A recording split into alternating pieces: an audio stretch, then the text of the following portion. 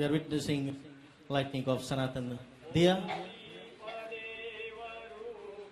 Svam karma sakshiya vignakrat yavat karma samapti syat itavad atra stiro bhava. Thank you. So here I go. I'll read the speech from the Honorable Prime Minister, the address he wanted to give to you tonight.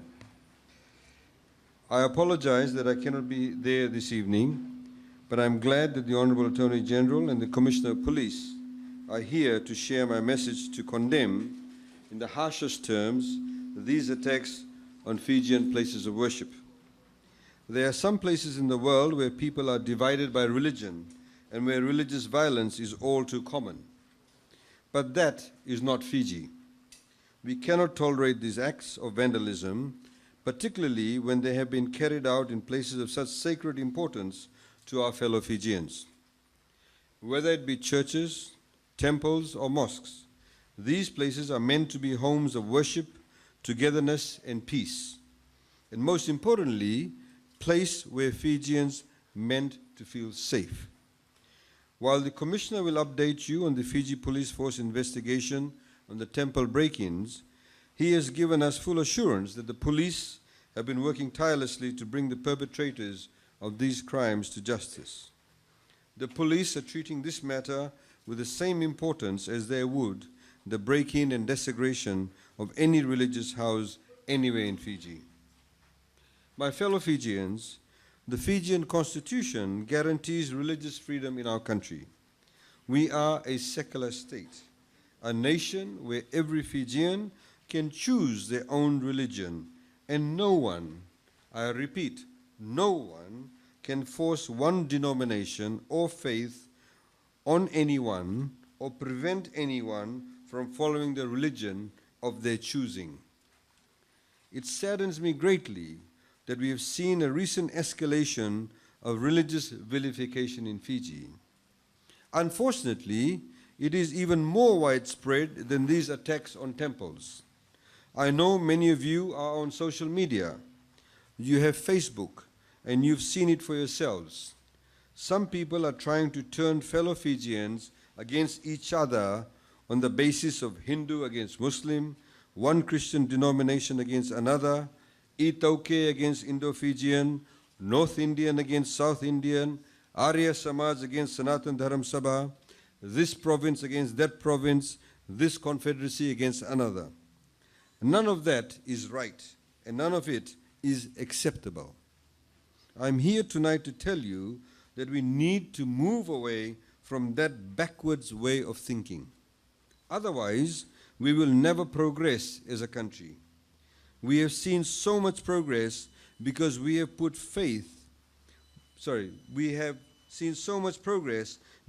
our faith in stability and unity. We believe that as fellow Fijians, we need to love each other, and that is why under my government, we have seen such tremendous development in Fiji. That is why we have grown the economy for 8 straight years. And that is why unemployment in Fiji is the lowest in 30 years. That is why we've been able to make education free in Fiji, provide free textbooks, subsidize transportation for students to school, and vastly expanded scholarships on the basis of merit, not race or religion, and access to TELS for students pursuing higher education. That is why we are reforming our civil service to ensure that we not only have better wages and salaries, but that we appoint civil servants on the basis of merit. Again, not on the basis of race or religion. So don't let these people take us back in time. Don't let these politics of division, the inability to love each other as human beings, do any more damage to our nation. That is why we need to condemn that way of thinking wherever we see it or hear it. We need to speak up and confront those forces of division, because we cannot afford to allow that way of thinking to push Fiji back into the past. I would like to thank the Methodist Church President, the National President of the Shree Sanatan Dharam, and the national president of the Fiji Muslim League for condemning intolerance in Fijian society, which was in the papers on Sunday. And I must say, their support and their commitment to a unified Fiji has made the silence of others all the more deafening. I know that opposition politicians, political parties, and their supporters are keeping quiet when people speak in divisive ways. They should be openly condemning such behavior. However, as we know, they like to divide people because they see their political fortunes in a divided Fiji. Be wary of these people who think this way, people who remain silent in the face of division, will only take us back to the days of 1987 and the days of 2000, where race and religion was used to only bring some people power, and in the process, many people left Fiji, many people were discriminated against, and we lagged behind in development. Let me tell you, when the water stops running through your tap or the lights go out, do you care who the CEO or the engineer from WEF or FEA is? Do you care about the person's race, religion, or where they come from in Fiji? Or do you simply care about getting the water and electricity back on? All you want to know is whether or not they can do the job. All you want is that clean water in the tap and the lights to be on. For these services not to go out in the first place, you need well-qualified CEOs and engineers. That is what matters. What about when your child is sick and needs an operation? Will you care if the surgeon is the same religion as you? Or would you want the best doctor no matter what religion they followed? What I am saying is that my government is focused on getting the best people for the right job. That is my mentality. That is the mentality of my government. We are focused on merit. We are focused on putting talented people in positions where they can do the most good for Fiji, regardless of religion, regardless of ethnicity or location or any of the differences that make up our society. That is the mentality that has built the Fiji we know today. And that mentality will continue to carry us into a more prosperous future. There are places in the world where people live in fear of religious attacks and extremism, but not here in Fiji. We must not allow that to happen here. We are one nation, home to all Fijians, united in a common purpose. These attacks on our temples are attacks on every Fijian and every religion in Fiji. They are attacks against our constitution and our secular state. And they are attacks on the very bonds of nationhood that connect us all and that unite us in our great journey forward as a nation. As one nation and one people, we must stand together to condemn these acts of hatred.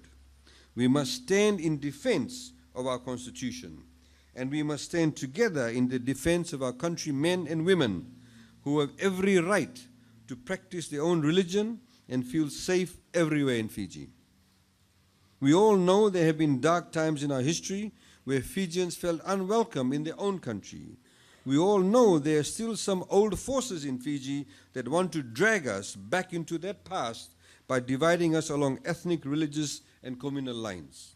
And these attacks are designed to do just that. They are designed to intimidate. They are designed to make us fearful. And they're designed to divide our way of thinking along the lines of ethnicity, religion, and communalism.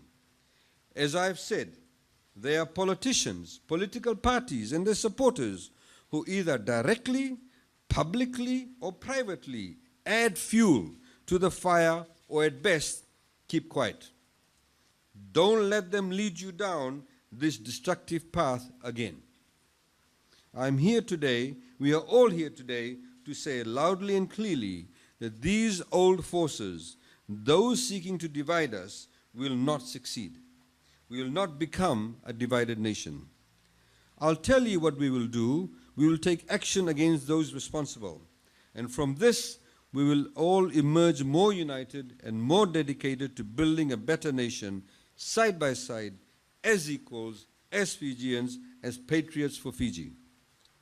Tonight, we are here to tell you that we are with you. We are here to make sure you are safe and secure, and that we must work together to help our police find out who did this. Work with our police so we can stop things like this from happening again. My fellow Fijians, in moments such as this, we can always find great comfort and motivation in the wisdom of Scripture. The Holy Ramayana contains many tales of Lord Rama standing up for truth and justice, no matter the personal cost. In the Mahabharata, as well as the Bhagavad Gita, Lord Krishna teaches us that where there is righteousness, there will be victory. And we all know that truth and justice will always prevail despite any attempts to undermine those timeless values, or as said in Sanskrit, Satyamev Jayata.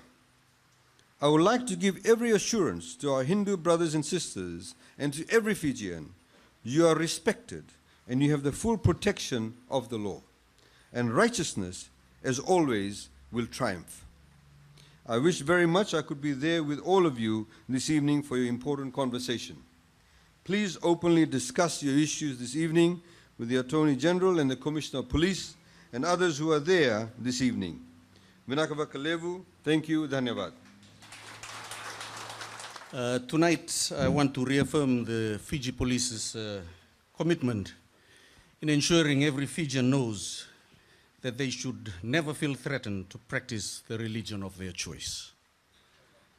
I share the Honorable Prime Minister's disappointment and am outraged that there are certain individuals that continue to target and intimidate our Hindu brothers and sisters in their sacred place of worship. I can assure everyone that all efforts have been directed to investigate and also address the underlying issues that have resulted in these attacks. A dedicated task force made up of 20 officers have been working around the clock in investigating the 3 temple break-ins reported in the Nosori, Nakasi area, as well as an aggravated robbery case at the dignified crematorium in Dawilevu. I can confirm that there is a group of 4 men responsible for all the reports of break-ins in the Nakasi area and here as well, and we will not rest until they are all arrested. Yesterday, I visited our station in Nosori and Nakasi, and 3 people were also produced in court for their alleged involvement in the aggravated robbery case at the dignified crematorium. As I speak, 2 men involved in the Sasawira temple break-in and here are in our custody, and we have managed to gather intelligence to link them to other criminal activities. Be rest assured that we will not end our investigations with just those carrying out the attacks. We will get to anyone who has either benefited from this crime or in any way assisted them.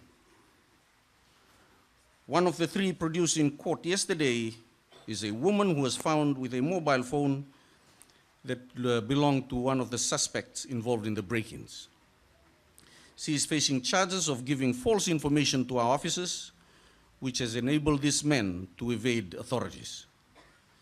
This should serve as a warning to those helping those criminals that we will also be coming for you. By accepting money and items stolen from any place of worship, you have sealed your fate and therefore must stand ready to face the law. I am disturbed by what has happened and have made it a point to visit temples and meet with respective committee members. I do admit that we will need to do more so that you will have a sense of comfort and assurance that we care about your safety. It troubled me greatly to hear that we have not engaged fully with most of the committees that look after the temples in the Nakasi Nosori area. And tonight, I give you my personal assurance that this will change. Thank you. I've been briefed that these are opportunist crimes because money and other valuable items kept at the temples were targeted by the criminals. But nevertheless, that is not an excuse to violate or disrespect any place of worship. This is where the underlying issues that are resulting in these robberies need to be looked into by our community policing team, as we have a duty to protect life and property, as no Fijian should ever feel intimidated, threatened for practicing a different religion within any community. This is the assurance I give you as your Commissioner of Police.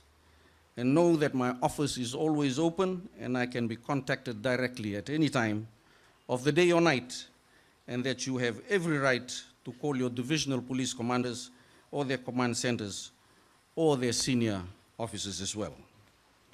Yunagabagalebu, Danabat, Prabhu Ke Jai Ho.